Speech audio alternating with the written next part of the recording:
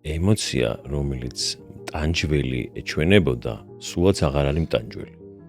ერთ-ერთი მნიშვნელოვანი რა არის, რომ ის მუდმივად ცდილობს გაიქცეს ამ ემოციას, ან გაიყუჩოს ეს ემოცია, სადღაც გაიქცეს სხვადასხვა ფსიქოაქტიური ნივთიერებების საშუალებით.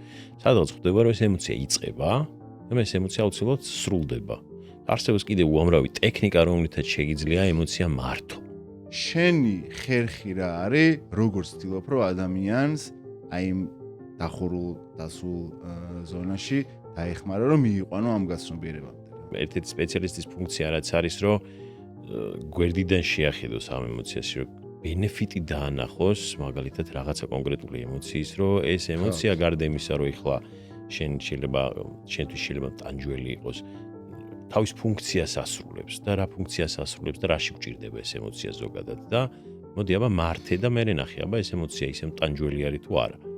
და სადღაც აი ეს გაცნობიერება თუ აღმოჩენა იმისა, რომ ეს ემოცია მუდმივად არ რჩება ჩემში ეს მდგომარეობა და ის გაივლის აუცილებლად და ასევე შესაძლებელია, რომ ეს ემოციები ვმართო, ძალიან ეხმარება.